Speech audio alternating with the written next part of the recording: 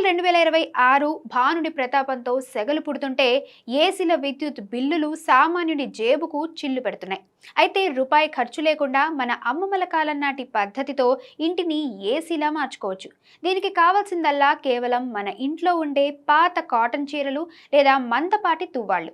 Cotton వస్త్రానికి సహజంగానే తేమను పట్టి ఉంచి గాలిని చల్లబరిచే గుణం ఉంటుంది.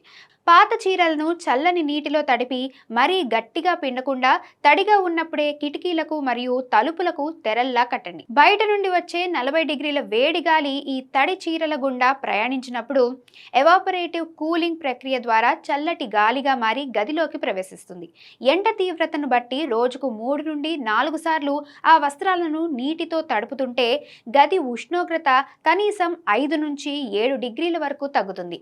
ఇది కేవలం గాలిని చల్లబరచడమే కాకుండా ఇంట్లోని ఉక్కపోతను తగ్గించి సహజమైన ఏసీ అనుభూతిని ఇస్తుంది. ఖరీదైన యంత్రాల కంటే మన సంప్రదాయ పద్ధతులే ఆరోగ్యానికి, ఆర్థికానికి ఎంతో మేలు. ఈ వేసవిలో ఈ చిన్న చిట్కాతో మీ ఇంటిని నందనవనంగా మార్చుకోండి.